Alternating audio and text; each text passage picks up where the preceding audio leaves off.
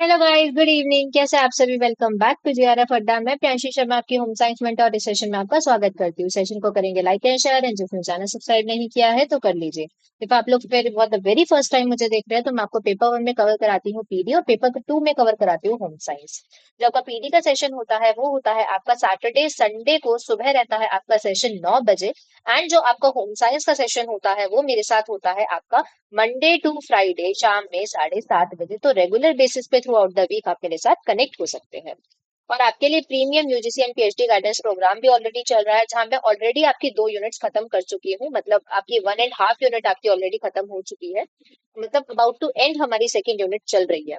सो मेरे साथ जुड़ सकते हैं। बहुत अच्छे से हम पीसफुली सारी चीजों को स्ट्रक्चर्ड वे में एनालिटिकली देखते हुए चल रहे हैं। तो आप मेरे साथ कनेक्ट हो सकते हैं। करियर फेयर यहाँ पे आपको मिल जाएगा। कार्निवल प्रपोजल आपको कैसे बनाना है, पीएचडी का डायरेक्शन आप उसको अप्रोच कैसे कर सकते हैं, teaching internship with hands up stipend भी आपको यहाँ पे देखने के लिए मिल जाएगा। अगर पेपर टू का बैच लेते हैं तो पेपर वन बिल्कुल कॉम्प्लीमेंट्री फ्री ऑफ कॉस्ट आपको मिल जाएगा। लाइव प्लस रिकॉर्डेड क्लासेस आपको मिल जाएंगी, टेस्ट सीरीज आपको देखने के लिए मिलेगी, पीवाईक्यूज आपको मिल जाएंगे। प्लस कॉम्प्लीमेंट्री आपको रिसर्च प्रपोजल के प्रति सारा डायरेक्शन उसको आप अप्रोच कैसे कर सकते हैं, ये सारी चीजें आपको यहाँ पे एक ही कॉम्पैक्ट में सारी चीजें यहाँ पे देखने के लिए मिल रही है। तो आप मेरे साथ जरूर से कनेक्ट कर सकते हैं। और आप यूज कर सकते हैं कोड DC20, जहाँ पे आपको मिल जाएगा 20% का डिस्काउंट। और यहाँ पे डिफरेंट सब्जेक्ट्स है जहाँ पे आपको ऑफर किया जाता है। तो यहाँ पे मैं आपको पर्टिकुलरली होम साइंस कवर कराती हूँ। किसी का कोई भी डाउट है, नीचे सपोर्ट के नंबर पे आप कॉल कर सकते हैं और अपना डाउट का आंसर पूछ सकते हैं।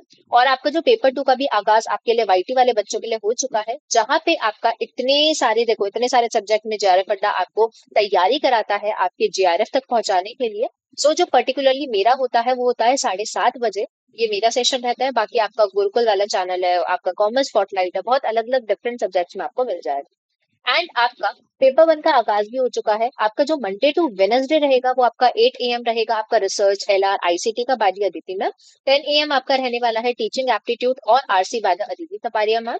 11 AM आपका रहेगा मंडे टू वेनसडे आपका रहेगा higher education and communication by Jubli ma'am.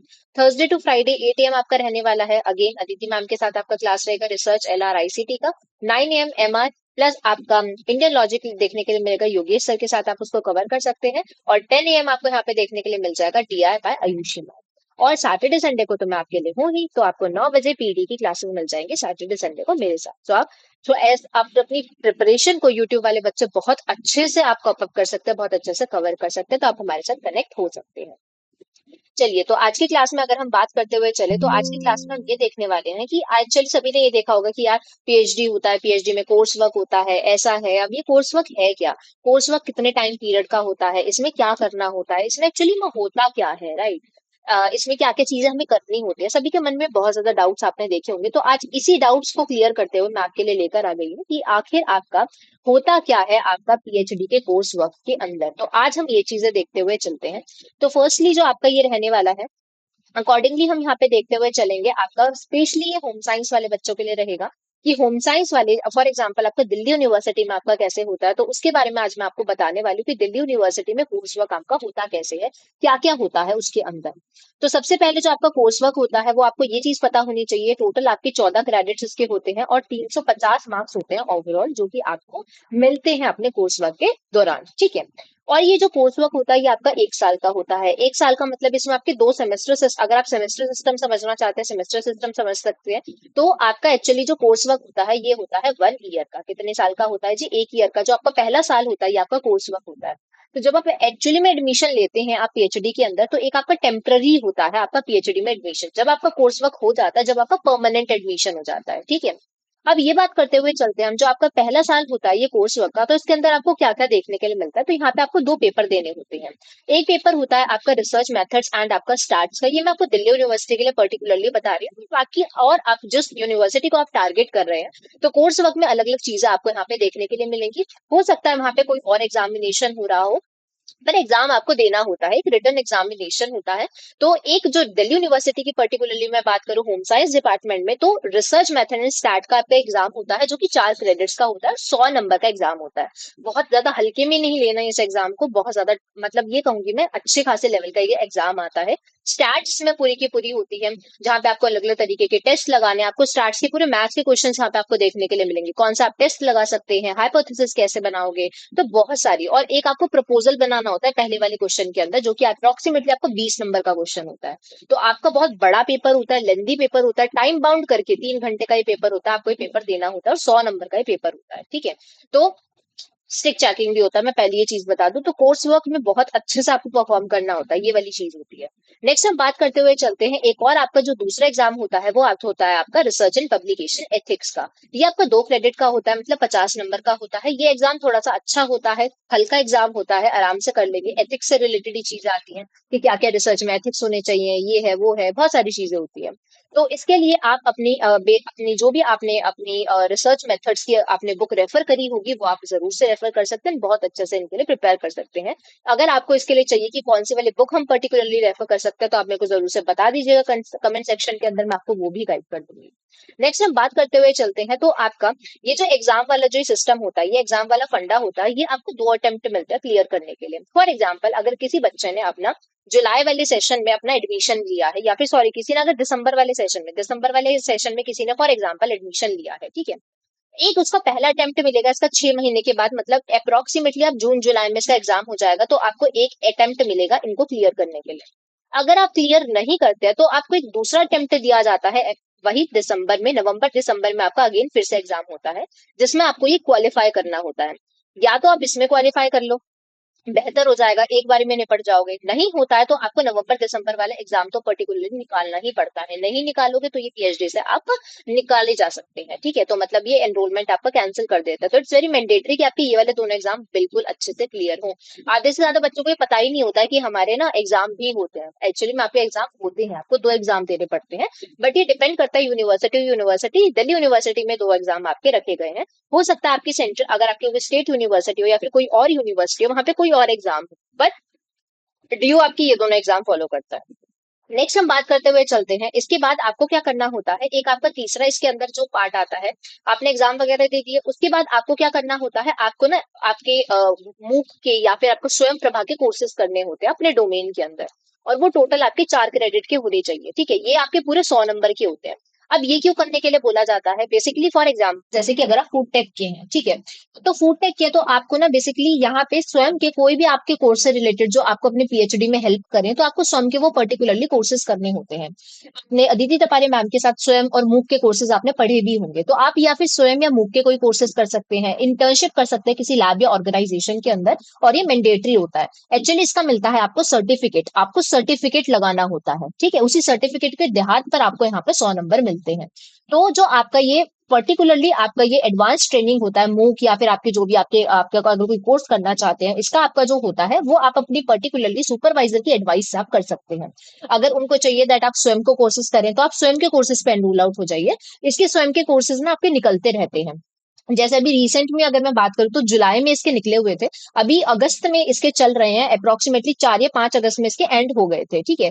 तो आपको ये रहता है इसका, तो आप ना इनके कोर्सेज में आपको एनरोल होना होता है। टोटल मिला के जब आप स्वयं की वेबसाइट पर जाएंगे, वहां पे अपने डोमेन के हिसाब से आप कोर्स सर्च करेंगे, तो वहां पे उसके क्रेडिट लिखे होते हैं। तो आपको वहां पे टोटल 4 क्रेडिट करने होते हैं, और वहां पे आपको कोई ये मूक का आपको कोर्स करना होता है, और उसका फिर आप एग्जाम देने जाते हैं, फिर आपको इसका पर्टिकुलरली सर्टिफिकेट मिल जाता है। इसके पर्टिकुलरली आपके आपके असाइनमेंट्स भी आते रहते हैं, तो आपको टाइम टू टाइम आपको अपने असाइनमेंट्स भी सबमिट करने होते हैं। जैसे आप रिसर्च मेथड होता है एक, जैसे अभी मैंने ही रिसेंटली एनरोल किया था, आपका research method in public health आपका कैसे आप कर सकते हैं, food technology, food packaging technology आप कैसे कर सकते हैं। तो कोई भी आप मतलब अपने हिसाब से टोटल 4 क्रेडिट पूरे कर लीजिए, तो इसके होते हैं आपके 100 नंबर, ठीक है। अब हम बात करते हुए चलते हैं, और आपका इसके बाद अगली क्या चीज हमें करनी होती है कोर्स वर्क के अंदर, तो आपको ना पेपर क्रिटिक करना होता है, ठीक है। क्या करना होता है, पेपर क्रिटिक, और आपको राइटिंग के लिए एक आपको रिव्यू पेपर लिखना होता है।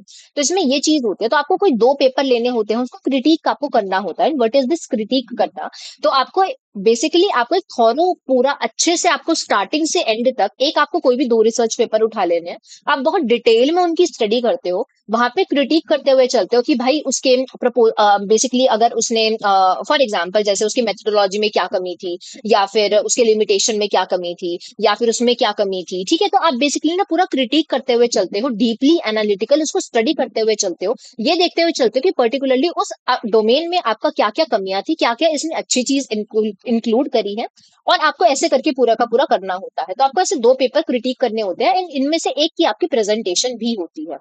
दूसरी चीज होती है, इसके साथ ही आपको एक ना रिव्यू पेपर लिखना होता है जो कि पब्लिशेबल होना चाहिए। इसके अगर आप बात करोगे तो इसके 3 क्रेडिट होते हैं इन टोटल।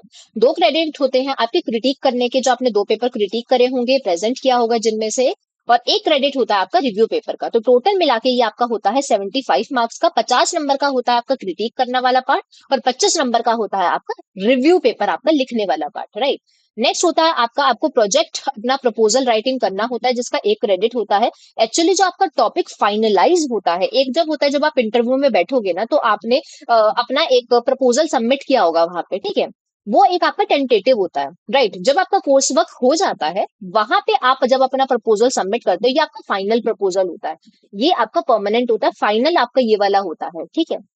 तो यहाँ पे आप अपना प्रपोजल अगेन सबमिट करते हैं, प्रोजेक्ट प्रपोजल राइटिंग अपनी सबमिट करते हैं, जिसका 25 नंबर होता है, 1 क्रेडिट इसका माना जाता है, ठीक है। तो ये आपका फाइनल वर्क होता है कि एक्चुअली आप अपने पीएचडी में ये फाइनल करने वाले। तो आपका जो टॉपिक एक्चुअली, अगर आपको बहुत सारे बच्चे होंगे जिन्होंने अभी कोई और टॉपिक अपना दे दिया होगा, ठीक है, अपने अपनी जो आपकी इंटरव्यू होगा, जब आपका कोई और टॉपिक आप सबमिट कर चुके होंगे, बट आपको लगता है यार मैं तो इसमें इंटरेस्टेड नहीं हूँ, मेरा तो ये नहीं हो पाएगा, या फिर मैंने ना इसमें अपना, मैं 3 4 और ऑब्जेक्टिव्स है वो अपने और डालना चाहता हूँ या और डालना चाहती हूँ, मेरे को ये वाला टेस्ट ना लगा के ये वाला टेस्ट लगाना चाहिए था, थोड़े आपके चेंजेस हैं, राइट। आपके टाइटल में आपको चेंजेस करना है, ठीक है। तो आप अपने कोर्स वर्क जब आपका एंड होता है, जब आप ये एक्चुअली सबमिट करते हो, तो यहाँ पे अपने चेंज वाला जो प्रपोजल होता है, ये आपका होता है फिक्स प्रपोजल, ठीक है, ये आप सबमिट कर सकते हैं। तो ये चीज आपको यहाँ पे देखने के लिए मिलेगी। तो टोटल आपका होता है ये 350 नंबर का होता है, ये आपका कोर्स वर्क रहता है। तो आप ये बिल्कुल मत सोचिए कि आपकी फर्स्ट ईयर आपका ऐसे ही निपट जाएगा, इसमें आपको देखने के लिए मिलता है। विथ ऑल दिस आपको क्या होता है, आपका डिपार्टमेंट आपको क्लासेस दे सकता है, ठीक है, कि भैया जो आपको पता है ना, आपको क्लासेस भी लेनी होती हैं जब आप पीएचडी करते हैं, तो इसके साथ आपको क्लासेस भी अलॉट हो सकती हैं। आपके सुपरवाइजर आपको क्लासेस अलॉट कर सकते हैं।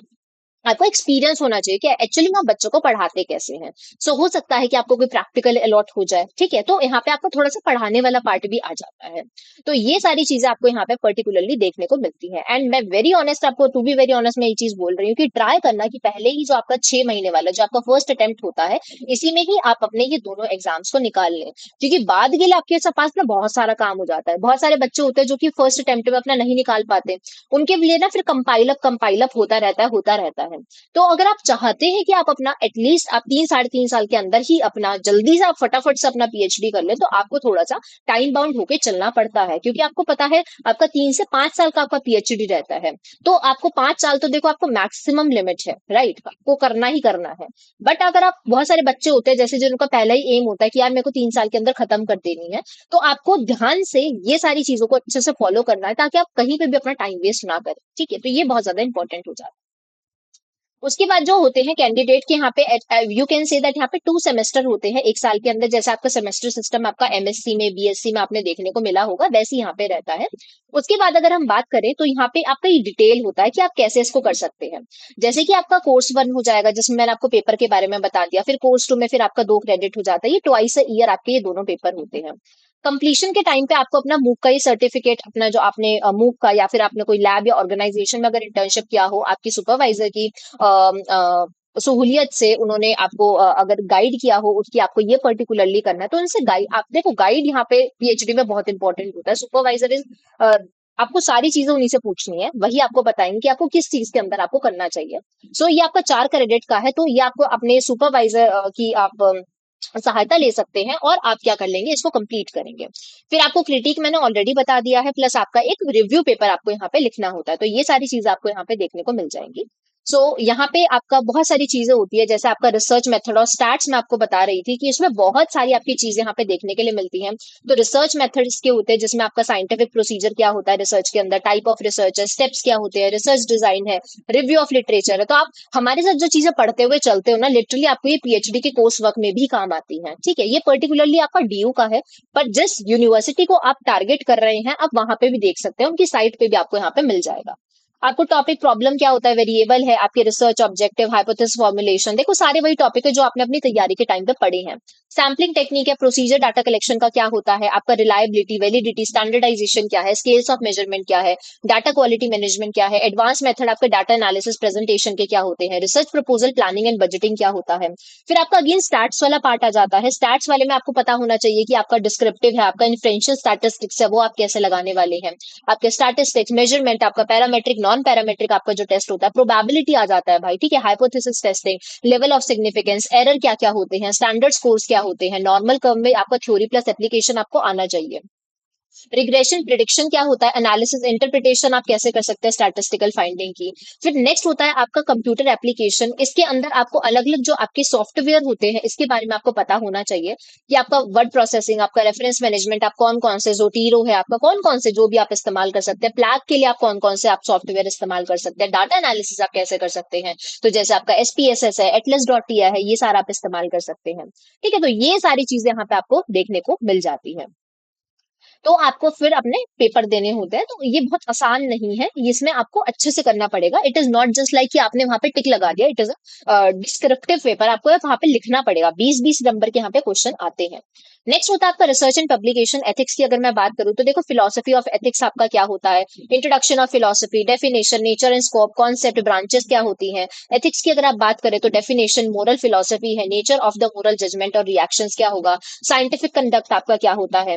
तो आपका ethics with respect to the science and research, intellectual honesty and the research integrity क्या होती है, साइंटिफिक मिसकंडक्ट हो गया है, फॉल्सिफिकेशन क्या है, फैब्रिकेशन क्या है, प्लेगरिज्म क्या है, redundant publication, duplicate overlapping publication क्या होता है, सलामी स्लाइसिंग क्या है। ठीक है, तो ये आपका फिर आ जाता है सिलेक्टिव रिपोर्टिंग क्या होता है, मिस इंटरप्रिटेशन ऑफ डाटा क्या होता है। तो आपको बहुत सारी चीजें यहाँ पे देखने को मिल जाएंगी। नेक्स्ट आपका पब्लिकेशन एथिक्स इसके अंदर आता है, जिसमें आपको डेफिनेशन, इंट्रोडक्शन, इंपॉर्टेंस आपका क्या होता है, अलग अलग आपको सेटिंग इनिशिएटिव और गाइडलाइंस के बारे में पता होना चाहिए, सीओआई आपको पता होना चाहिए जिसे आप कॉन्फ्लिक्ट ऑफ इंटरेस्ट के नाम से जानते हैं।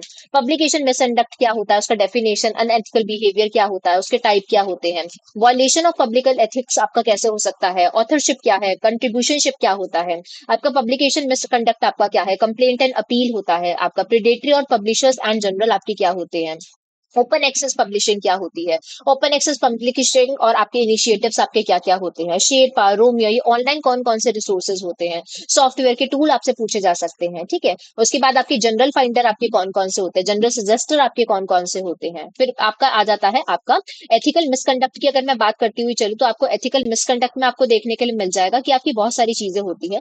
जैसे आपका हो जाता है साइंटिफिक एथिकल है, एफएफपी, ऑथरशिप है, कन्फ्लिक्ट ऑफ इंटरेस्ट है, कंप्लेंट्स अपील है, क्या क्या एग्जांपल्स हो सकते हैं। सॉफ्टवेयर अगर आप टूल्स के बारे में बात करें कौन कौन से है, जैसे आपका टर्निटिन, उरकुंड है आपका, ओपन सोर्स सॉफ्टवेयर कौन से होते हैं। तो इन सभी के सॉफ्टवेयर के बारे में भी आ जाता है। डाटाबेस और रिसर्च अगर मेट्रिक्स की अगर हम बात करें, इंडेक्सिंग इन डाटाबेस क्या है, साइटेशन डाटाबेस क्या है, जैसे आपका वेब ऑफ साइंस है, स्कूपस है, इसमें पेपर आप कैसे पब्लिश करा सकते हैं, क्योंकि हमारे पब्लिशिंग हाउस होते हैं तो इनके बारे में भी आपको थॉरली पता होना चाहिए। रिसर्च मैट्रिक्स में आपका क्या हो जाता है, आपका इम्पैक्ट फैक्टर क्या होता है भाई। ठीक है, तो ये सारी चीजें आपको यहाँ पे देखने के लिए मिल जाएगी। मैं आपका एच इंडेक्स है, जी इंडेक्स है, आई 10 है आपका, आपका अल्टरमेट्रिक्स आपका क्या होता है। तो ये सारी चीज आपको इतना डिटेल में आपको देखने के लिए मिल जाता है। तो there is a lot of things that you have to do in your PhD के कोर्स वर्क। सो आज की क्लास में मैंने आपसे डिटेल के अंदर डिस्कस कर लिया कि एक्चुअली में आपके पीएचडी के कोर्स वर्क में होता क्या है, प्लस आपका जो ये दोनों पेपर रहते हैं इसका आपका सिलेबस क्या होता है। सो आपको एक थॉरो जरूर से पता लग गया होगा कि आपका जो पहला साल होता है वो कितना कितना कितना ज्यादा इंपॉर्टेंट होता है। ठीक है, तो आई होप आपको ये वीडियो काफी ज्यादा हेल्पफुल लगेगी, क्योंकि अभी आपके एग्जाम में, क्योंकि सभी के अभी हम कोई चीज करने वाले होते हैं हमारे मन में ये जरूर से सवाल आता है कि यार इसके अंदर होने क्या वाला है। सो एक दिल्ली यूनिवर्सिटी का पर्टिकुलरली क्या रहता है होम साइंस डिपार्टमेंट में, वो तो मैंने आपको बता दिया है। बट आपके और आप कॉलेजेस की वेबसाइट पर अगर जाएंगे तो आपको बहुत डिटेल में पता लग जाएगा कि एक्चुअली में इनके कोर्स वर्क में होता क्या है, तो आप जरूर से देख सकते हैं। बट आपका ये जो मेन बेसिक्स है, ये जो मेन ढांचा है, ये तो आपको देखने को मिलेगा ही मिलेगा। ठीक है जी। I hope that you like the session, so please session को लाइक एंड शेयर जरूर से कर दीजिएगा। आई होप दैट ये वीडियो आपके लिए काफी ज्यादा हेल्पफुल रहा होगा, और ये हमारे डिफरेंट प्लेटफॉर्म्स है जहाँ पे आप हम लोगों से कनेक्ट कर सकते हैं। मेरे साथ पर्सनल इंस्टाग्राम चैनल पे जुड़ना चाहते हैं तो प्रियांशी_GRF अड्डा अगर आप डालेंगे तो मेरे साथ आप इंस्टाग्राम चैनल पे कनेक्ट हो सकते हैं। और अगर आप टेलीग्राम चैनल पे कनेक्ट होना चाहते हैं तो GRF अड्डा home science by Priyanshi ma'am अगर आप डालेंगे पूरा पूरा, ठीक है, तो आप मेरे साथ कनेक्ट हो सकते हैं। So thank you so much guys, so मिलते हैं नेक्स्ट वीडियो में। और आपका अगर कोई भी डाउट होता है, कोई और वीडियोस अगर आपको चाहिए तो प्लीज कमेंट सेक्शन में लेट मी नो, ठीक है। Thank you so much guys.